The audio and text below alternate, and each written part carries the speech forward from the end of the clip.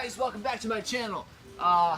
Today I got Benjamin Nguyen, myself, Derek, and our good friend Christian. Let's get this bad boy started. All right, welcome to the Profit Center. Today we are at LA Revival Apparel. Yeah, man. T-shirts, sweatshirts, hoodies. Do all kinds of stuff. Do all kinds of stuff. But what is y'all's specialty? What do y'all really push when y'all are advertising or? So Take this one. pretty much all we do is oversized printing. Mainly we only do t-shirts, oversized t-shirts and oversized printing. That's our niche market right there. Yeah. What do you mean when you say oversized t-shirts? So oversized t-shirts as in like vintage, baggy t-shirts that are meant to be, you wear a size medium, it's actually a large.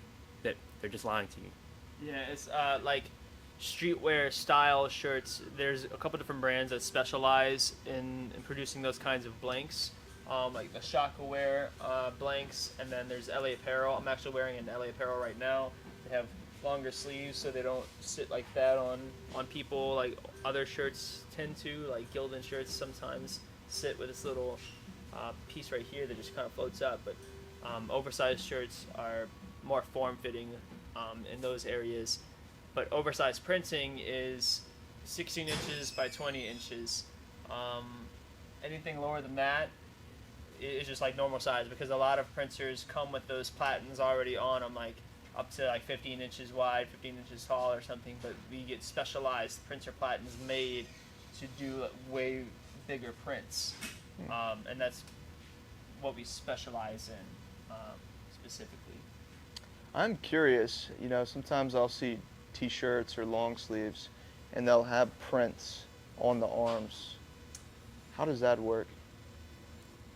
There's different ways you can do it. You can do it using DTG printing, which is how we do the fronts of all the shirts and the backs of all the shirts. But a way easier way, more cost-effective way to do it is DTF printing, where we print onto a film and then we heat press it on.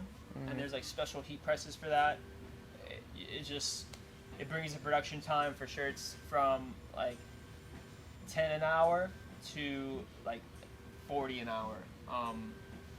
Or for like the sleeves, you can do like 40 sleeves, 50 sleeves an hour if you're just heat pressing them, versus like having a pre-treat and then dry them and then put like a special platen on the printer and put those on to the DTG printers. It just takes a lot longer. So what does DTG stand for and what does DTF stand for? So DTG stands for direct to garment and DTF stands for direct to film. Okay. Yeah. So that's like with the heat press, it's DTF and Yeah. DTG is? Yeah, so DTF is like we print to a sheet and then anyone can buy the sheet and they can press it on themselves. DTG is direct to garment, so pretty much that requires pre-treatment, and then that requires us putting the shirt directly on the printer and it prints directly onto the shirt, as if it's just a giant version of a paper printer. Yeah, like literally, it's like liquid ink getting shot down at the shirt. The reason we have to put pre-treat on it is to get that ink to adhere to the shirt, but not soak into the fibers enough to lose the color, vibrancy and stuff.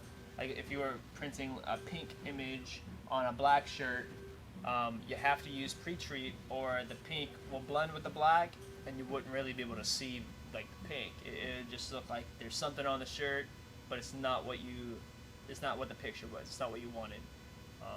Pre-treat eliminates that and allows for like a colorful, vibrant print. But DTF also allows for that. DTF, no matter what color shirt you press it on, since it's like a layer of ink sitting on top, it's always going to be vibrant. Which one, because I've had t-shirts before that have faded over time, which ink sticks a little bit better in the long run? It just depends. There's so many variables. So like with that, when ink fades over time, that's generally an okay thing for like the print industry.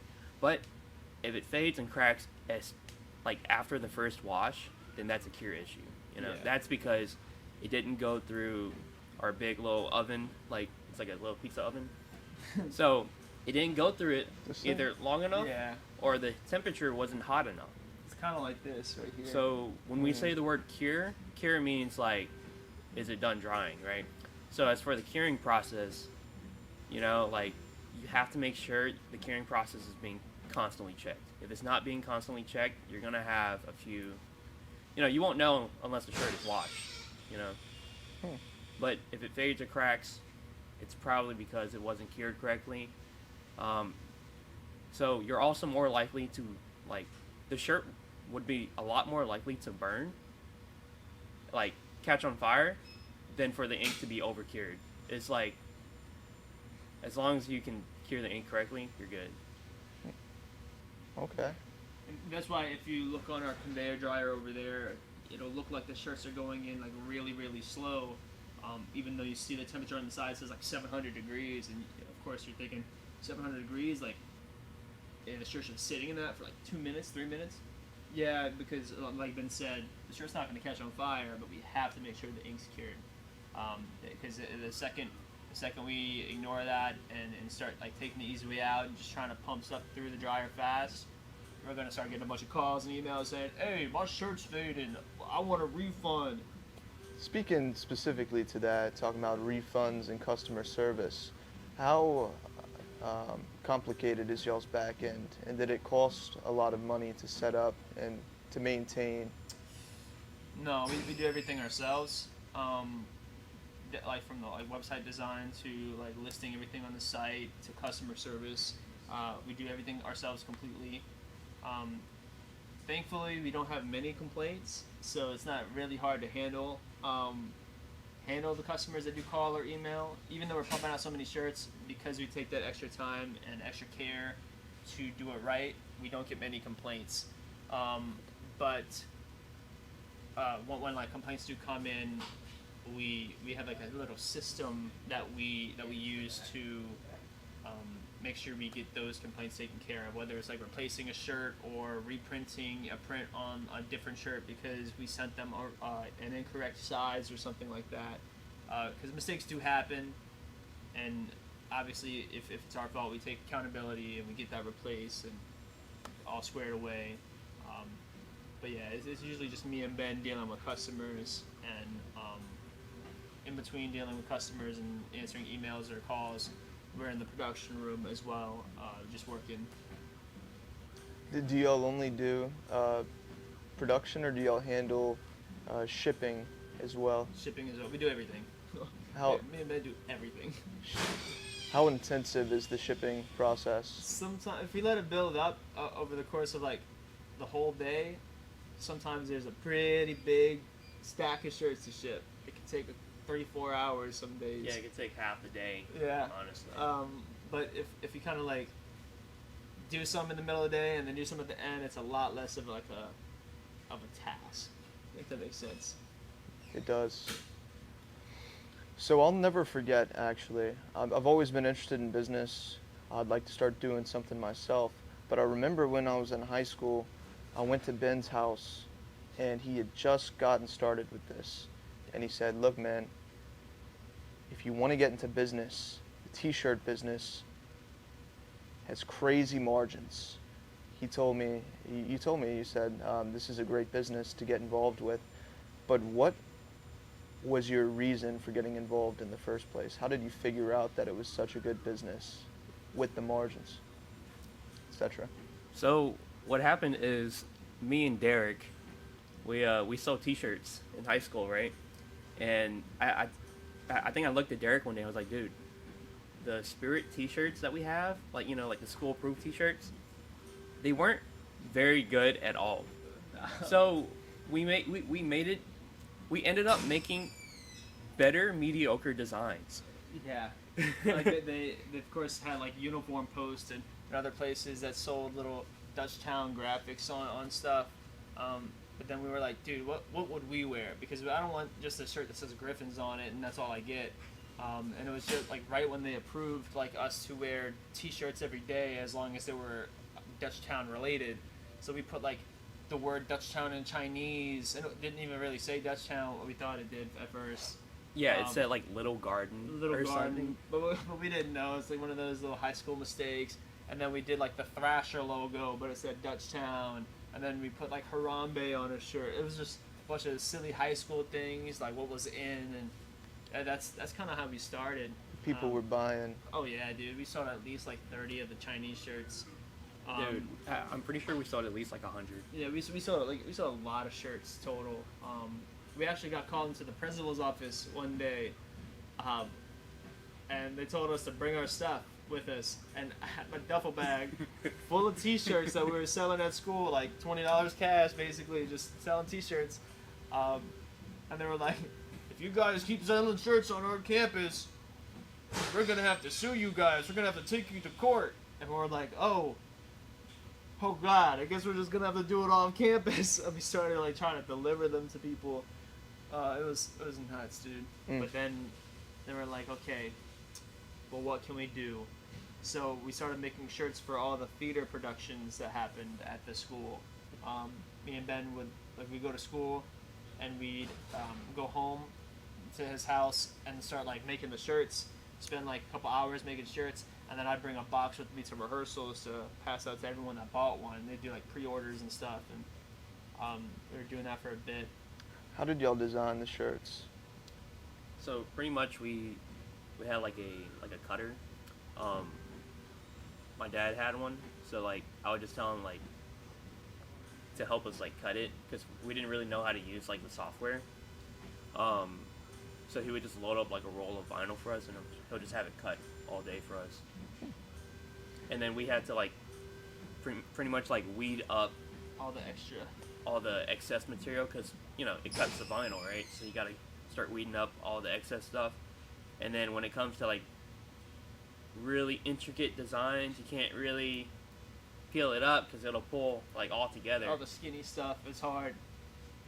Did y'all have an artist though that helped y'all to create the designs? No, we did that stuff. I wasn't really good at it, but Ben's always been pretty good at graphic design. I remember I remade like the Dutchtown baseball logo for someone who didn't get a hoodie when they were selling them, and I remade that, and then I sent it to Ben's dad, and I remember his dad telling him, "Don't ever let Derek send me a design again. This is trash." It was so like it wasn't cleaned up or anything at all, and I remember being so embarrassed. I was like, "All right, my graphic design days are over. I'm not doing this no more." And so Ben had to do it after that. But I got better. I'm better at it now. Okay. But that was a very humbling moment of my life. So how did y'all split? Because obviously I'm sure y'all are both good at different things when it comes to running the company. In the beginning, how did y'all split y'all's responsibilities up? Yeah, just I guess whatever we were good at. We both did like the labor. He did more of the like graphic design, and he tried to get sales too. But I think I had all the shirts in my bag, and I went around like selling them all. That was like at first, but now we both just do everything. If something needs to be done, one of us goes and does it, basically. And if it's I really don't feel like doing that today. Can you do it? Yeah, but you gotta do this. All right. That's how it is now. I know y'all were always friends. Did y'all, I'm sure, figured that a partnership was going to work out well? Oh, I mean, I imagine it happened organically. Yeah, we chill like that, bruh. Yeah, dude. We just chill like Yeah, that. these guys have always been super chill. Chill like that, bruh. So y'all started in high school. How did y'all begin to scale y'all's business? It's on him, bro. Alright, so when Derek left for college after high school, it was just me on my own. I think like 2018, right? So after that, I had to figure out how I was going to scale the company, right? So what I figured out was, okay, well, let's contact a bunch of screen printing shops, and we can scale that way. Let's be a contract direct-to-garment shop. The reason I thought of doing that was because I can keep the printer busy. I offer a service that no one else offers, because DTG printing, it's a niche market. It's a little more difficult than learning how to screen print, you have a lot more maintenance, you have a lot more upkeep. Like there's a lot more involved with DTG, and you have to be very hands-on with being able to like fix these printers. So I thought going the contract route would be a good idea. No, because number one, the profit margins are super low. Number two, if you screw something up, even if you have like a terms and agreement saying, hey, if we screw something up, we're not really responsible for it, they're just gonna pretend they didn't see it and then just make sure you replace it. And you know, these customers are putting so many orders through you, at that point you're like, okay, well, I might as well just replace it. It's like a $3 shirt, but it's like 20 of them that you messed up. So like 3 times 20, you know, $60. When you say you contracted out, you mean you would find people that needed orders fulfilled and then pass that along to other print shops? So we were the contract shop. So what happens is we find these screen printing shops. They can't offer. So DTG, right? You can have no minimums, full color printing, and no setup fees. Screen printing, it's different. Screen printing, you can only print up to like 4 colors, you know, or maybe 8 colors if you have like $100,000 to put down. But you know, screen printing, it's a lot more work. So what screen printing shops would do is they would contract it out to us because, you know, we could take on jobs that they couldn't, because they can't print like photos and stuff, you know, or gradients or super complex designs. And if you were to screen print it, you know, would it really be worth your time to learn how to do all that?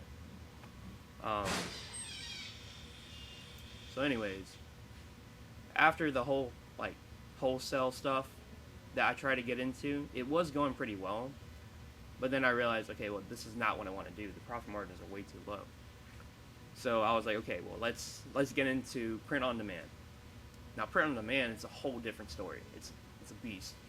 We've been trying to figure this out for years, and just recently we've been able to create an app, automate most of the production work, as well as like from picking the shirts to printing the shirts to shipping the shirts.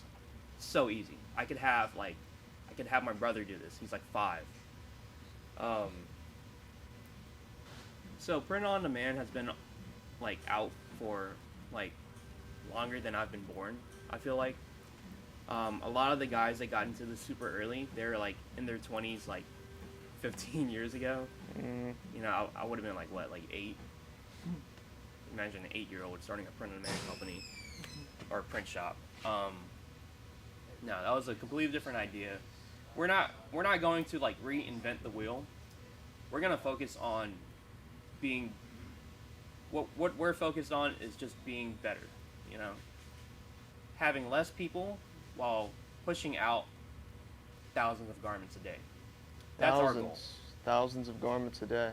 But that's not what we do right now. We do like 5 to 600 pieces a day, not, or barely, not even. Still, like impressions, yeah. Yeah. Because if we need to keep track of what we're doing, we have to keep track of impressions. Impressions is like a print. So like if you have a front print and a back print, that's 2 impressions. If you have a front print, a back print, a left sleeve print, and a right sleeve print, that's 4 impressions. So we have to keep track of like how many impressions we can do a day. You know, if you can't keep track of your daily output, you're gonna struggle. Like, because being in the print on demand game, it's a completely different story. You got to be fast. The faster you are, the more orders you're gonna get. That's just how it is with like any company, to be honest.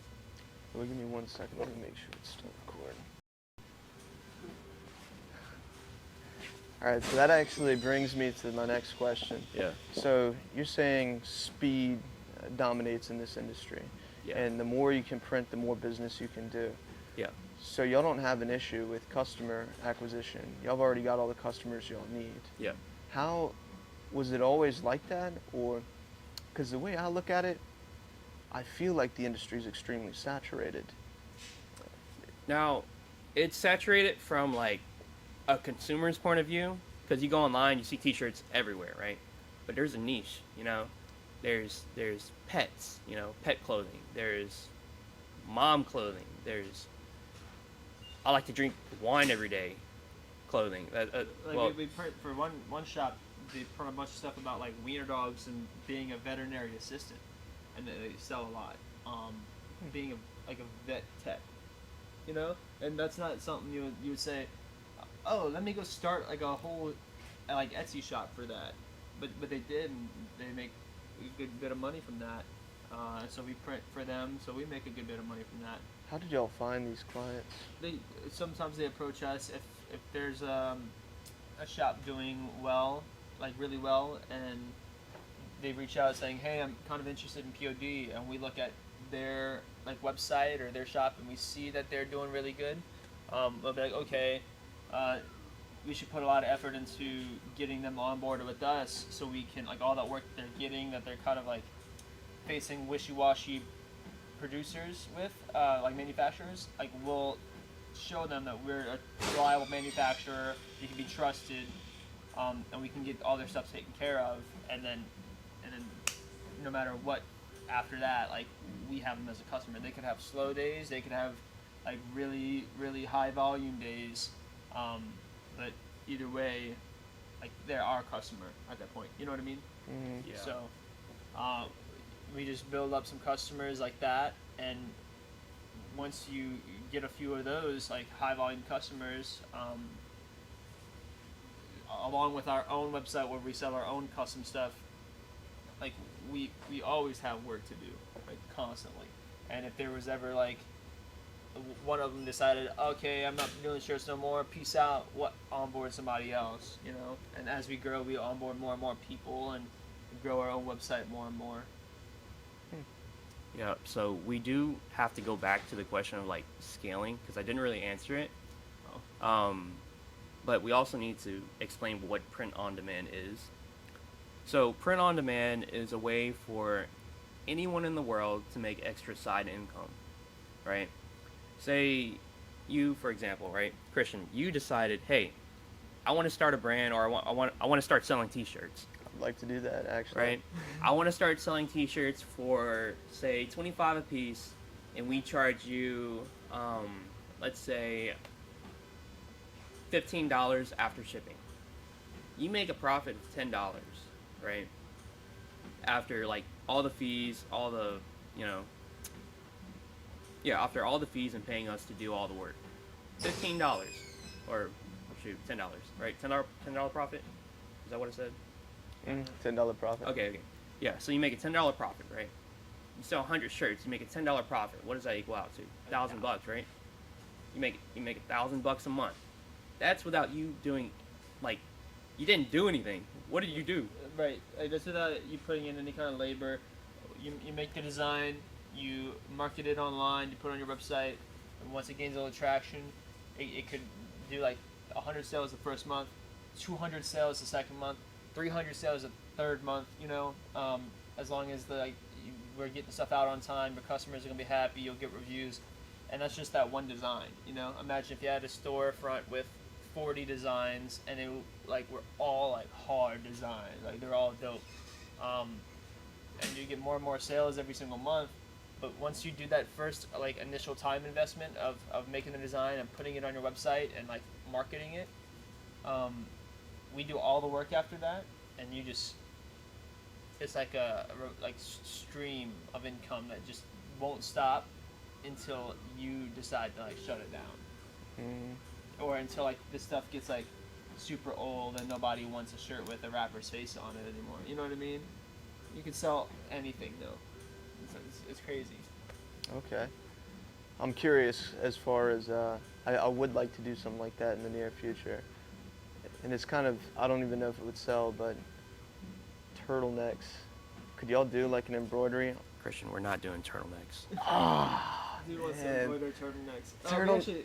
We do DTG printing and DTF printing here. So like embroidery stuff, it's really hard for us to be able to do print on demand for stuff like that. So we don't offer it.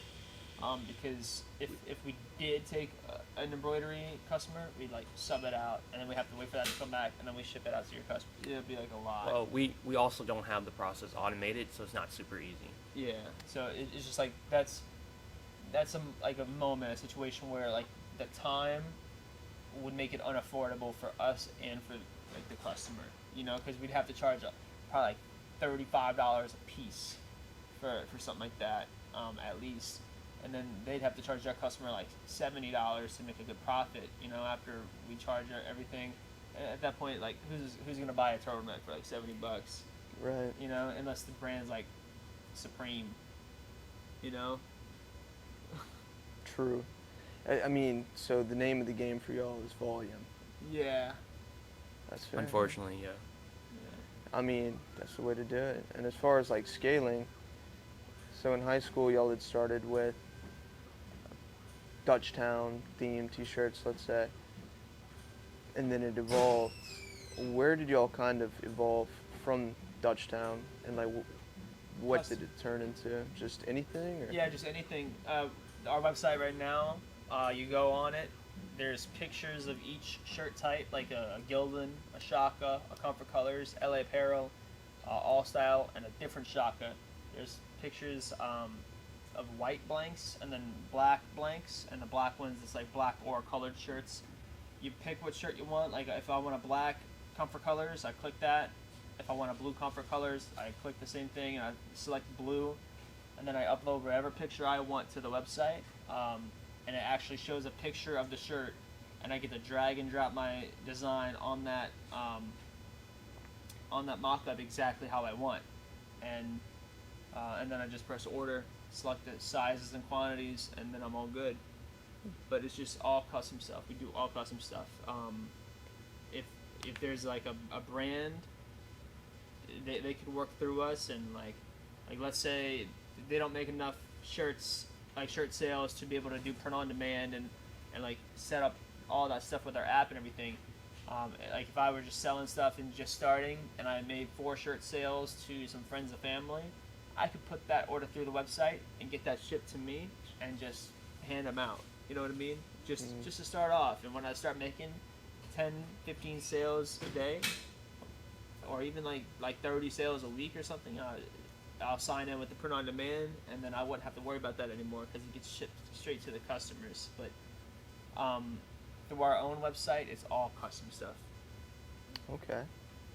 You wouldn't believe the stuff they put on these shirts, though. It's crazy. I'd like to see some of those before we. Very inappropriate. Some of them are very inappropriate. But it's like see no evil, speak no evil. Oh yeah. Like that, that's like, we don't say anything. I don't say anything. If y'all want it, y'all get it. Yeah. Well, we press print and we ship. Shoot, it comes in a black box, huh? Yeah, dude. I mean, a black bag. I mean, we use these little black bags for stuff like that. It's crazy. Some of them are very inappropriate. The clients, the people that order these types of shirts, is it like a gag gift or is it? No idea.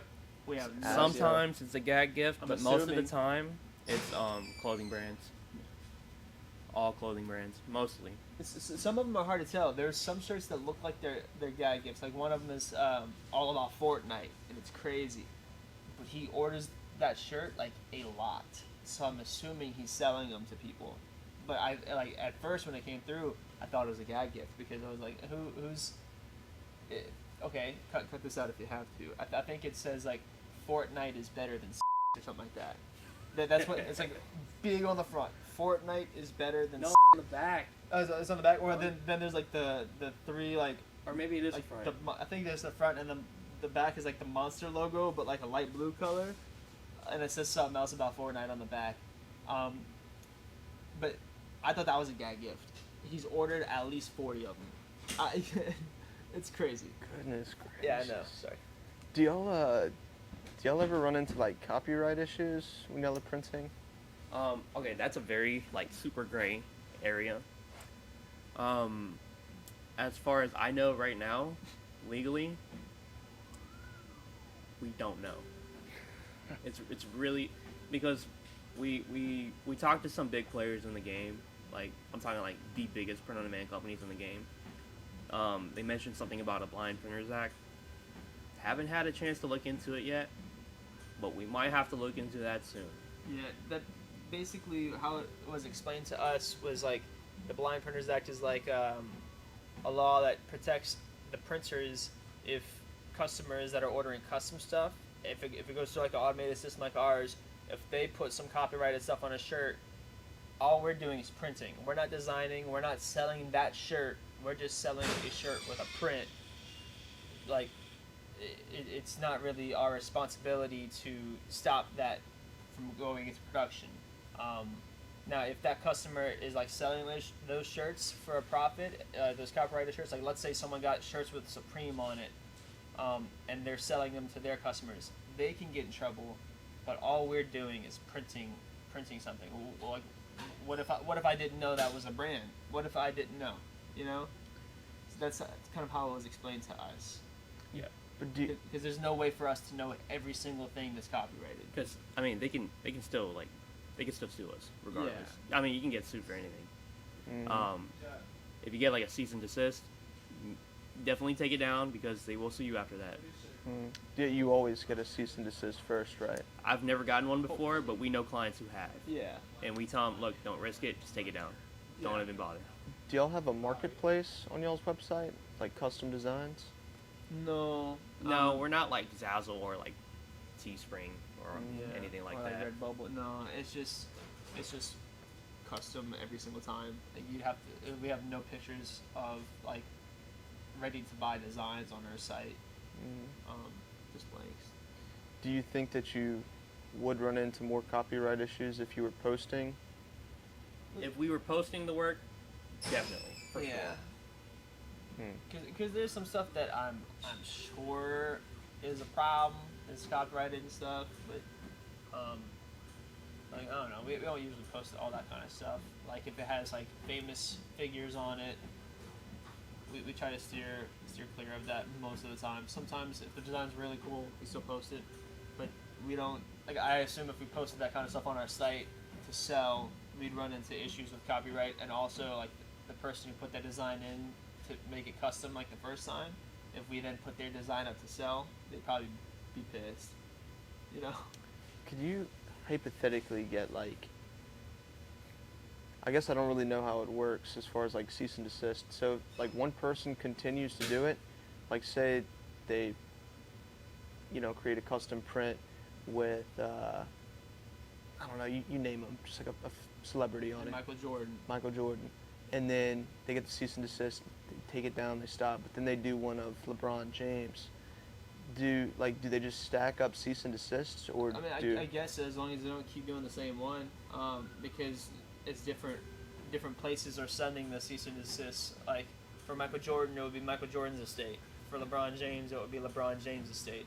They're not like both coming from like the NBA, But if the NBA sends you a cease and desist, it's going to be clearly outlined what you can and cannot do. If they say like if a cease and desist comes from the NBA and says you cannot print with any NBA people, past, present, or future, without written express permission from da-da-da or something like that, then we'd probably just play the same thing. All right, no NBA. All right. Yeah, like one time we had we tried to collab with Kelsey Plum one time, and she sent us a cease and desist from her lawyer. Not us, but the brand, right? And the brand requested, he was like, hey, is there a way we can like somehow work together? And she was requesting for like 6 figures. Hold on. Right. Yes. He wanted to know what the Starbucks order was. I got you something too. Okay. So Kelsey Plum. Kelsey Plum, yes. Yeah. So yeah, she was requesting for like 6 figures to do like a collaboration, and that was crazy. I'm like, damn. We only made $30 off the series, man. Yeah, like we didn't make that much money, but Did y'all try to negotiate, or? I mean, the brand did at the time, but it was cool that like they actually considered. The fact that they actually considered, you can, like they're willing to work with you. That's the cool part. I didn't really expect that, but 6 figures, I don't know. I don't know about that. Well, yeah. So I mean, stuff like that is like, it's like a bigger loss for the brand than it is for us, unless that particular design was selling like boatloads of shirts.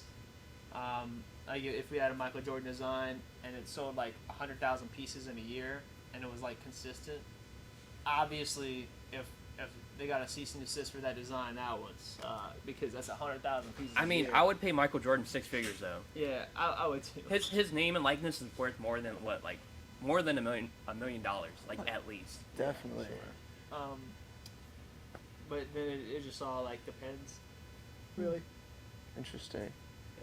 Funny enough, I used to work at like a sandwich shop in Lafayette, and Shaq comes in, and my boss takes a picture with him, but he refuses to send me the photo. Like, he literally just sent a photo of Shaq, but he was not in the photo, and I was like, dude, just send me the photo. What do you, like, why won't you send me the picture, whatever.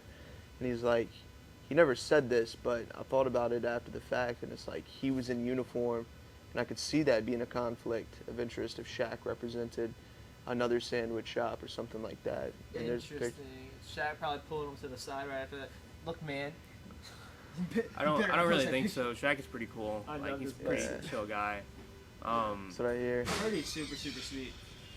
Yeah, I I'm mean, not messing with Shaq, though. we tried to send Sharif his son like shirts before to like try and get him to wear it and take pictures. Yeah, it never worked out. Because when he was playing at LSU, that was pretty nice, and like it was pretty cool that he actually like responded to us, to the brand that was trying to reach out to him. Yeah. Interesting. He got back with them. Yeah, like he sent his address and everything. It was cool. Wow. Okay. Yeah. Yeah. That kind of stuff happens like more often than you think. Like there's a brand kind of taking off right now. He I think just hit 100,000 followers on Instagram, and there's a super popular rapper right now that asked him like, yo, can I get a couple shirts like ASAP so I can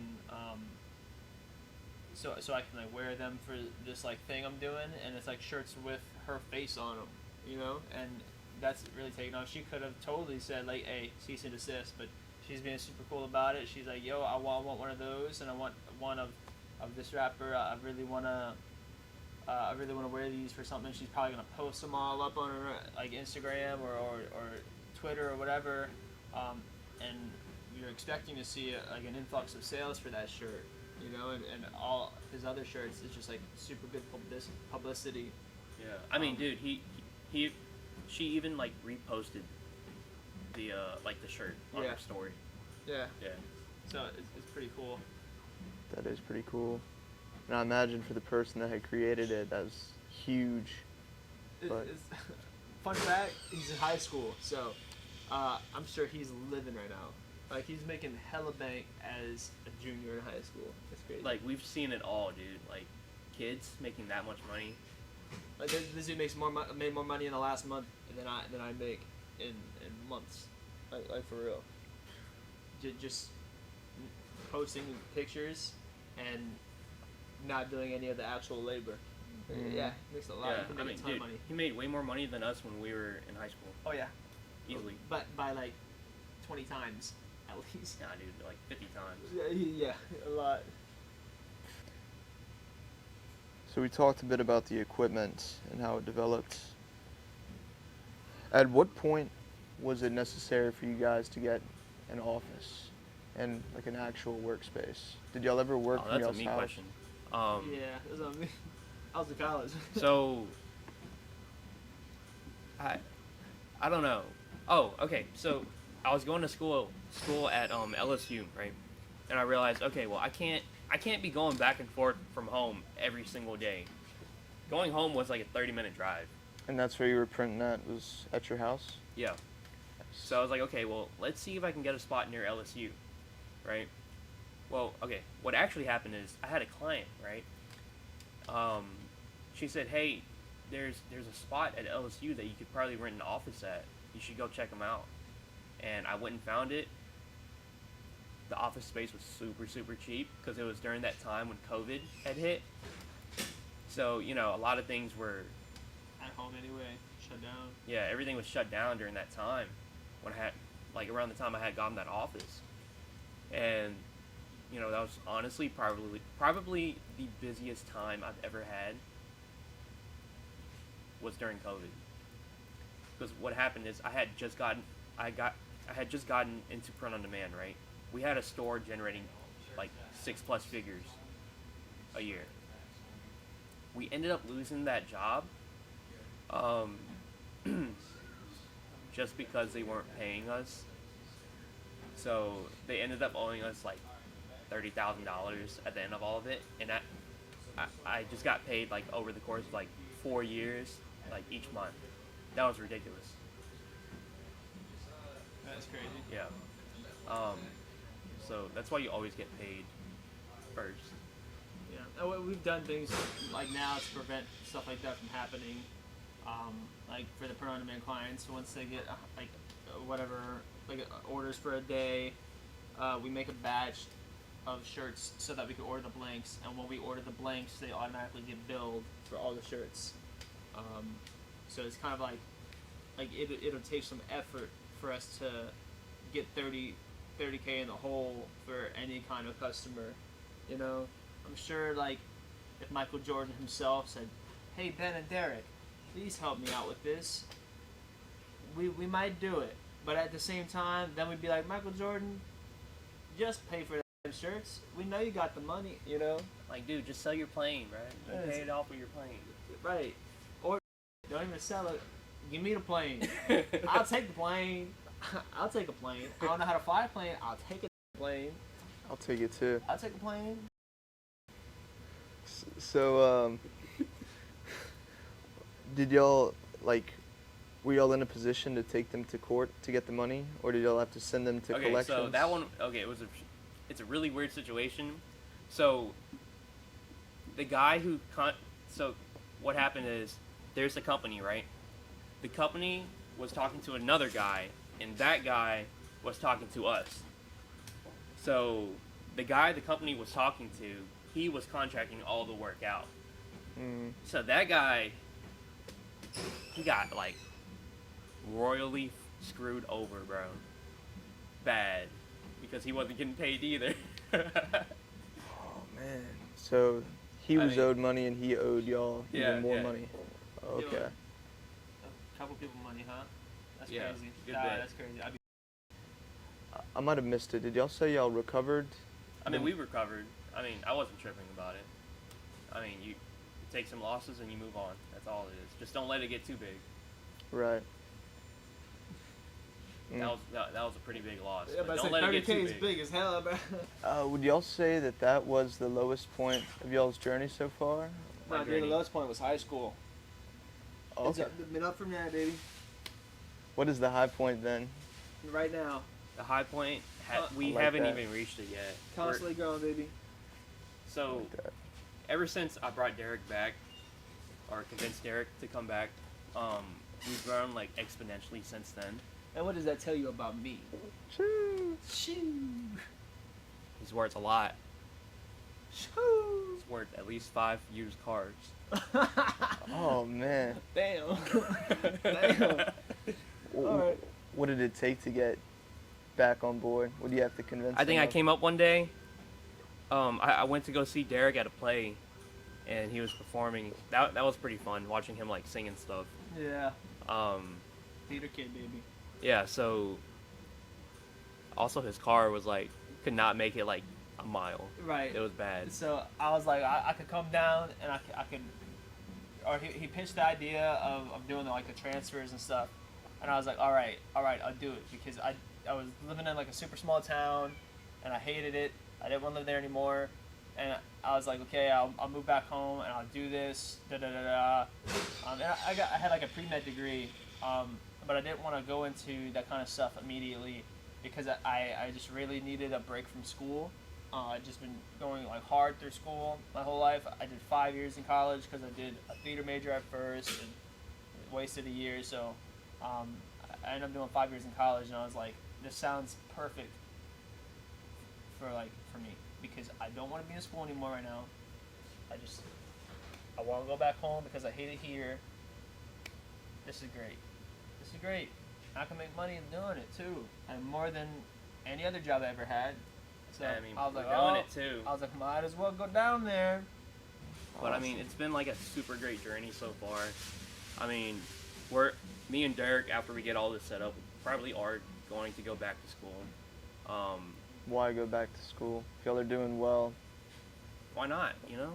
Why yeah. not? At the end of the day, like I went through high school and college doing medical stuff because like that was like, sorry, that's my text tone. Oh, okay. Because that was like what I wanted to be when I grew up. You know, I want to be a surgeon, and like I still want to do that. But this is like a super great opportunity to get something started while we're both like super young. But like we're both, he's 24, I'm 23.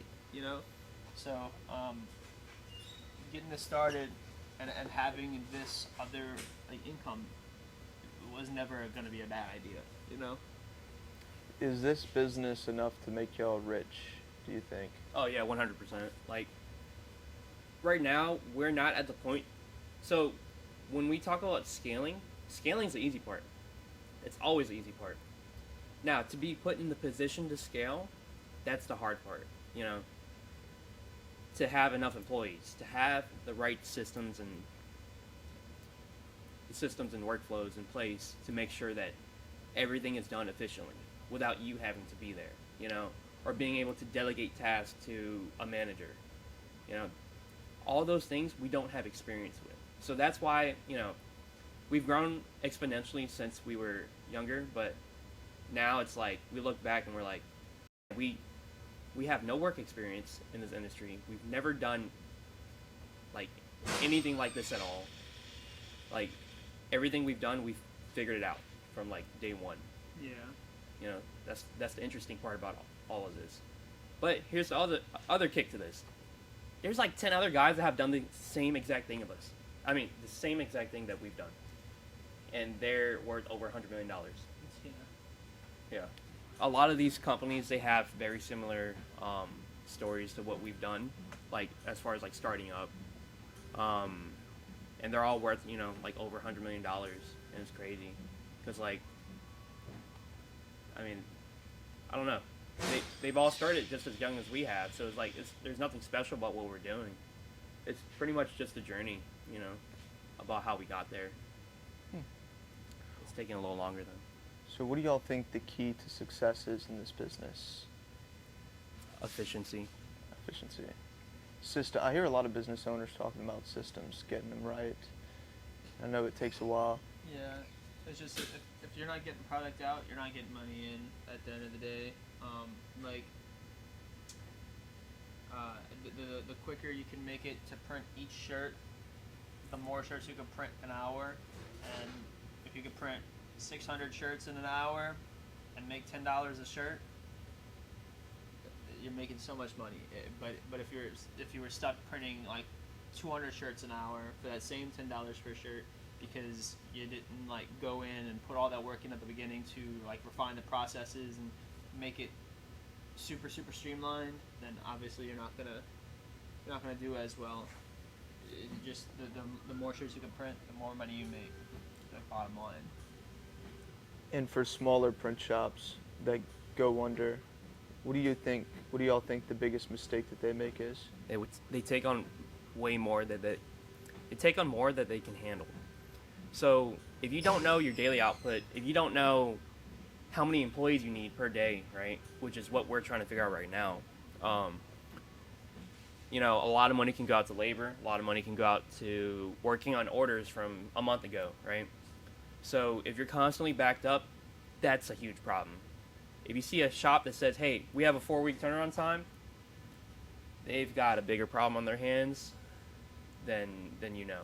Like, it's bad. It seems like to me that would be a good type of problem, but not a good problem. 4-week turnaround time.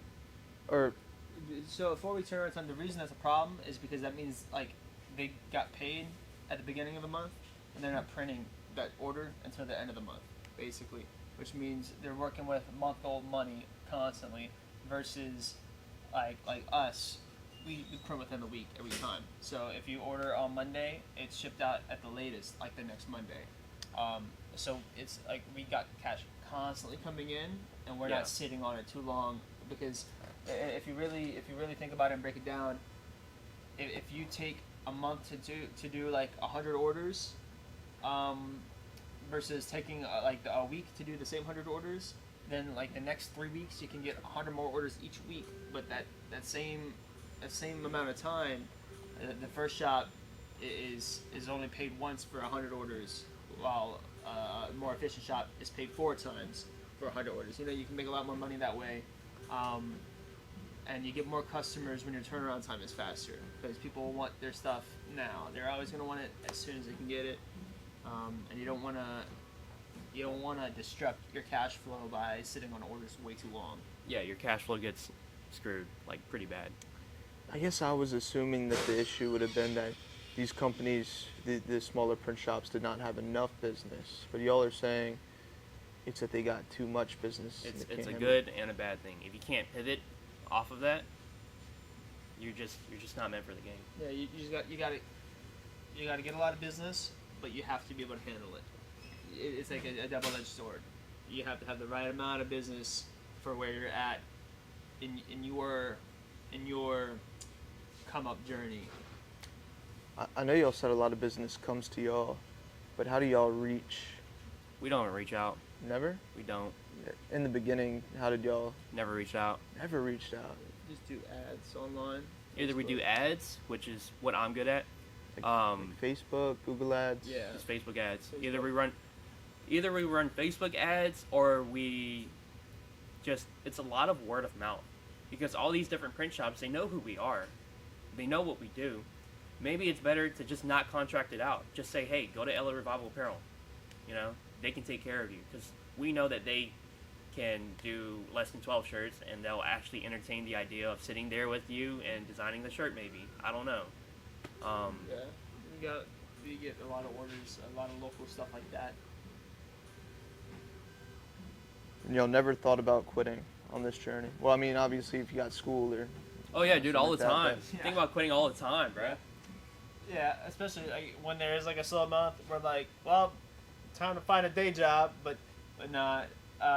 In all seriousness, like it's worth devoting your time to and devoting your effort to, and as long as you're like keeping your time and like in your head, making sure you know your time is not worthless, and you take it seriously, by doing a couple things. Like, don't overwork yourself. There's no reason you should be working like 14 hours a day every single day. But like the days you have to do it, you have to do it. You know, Yeah. Sometimes they're gonna be hard. Sometimes they're gonna be easy. Sometimes they're gonna be real comfortable. Sometimes they're gonna be a little uncomfortable. It just that comes with owning a business. It's gonna be like that with any business you ever start.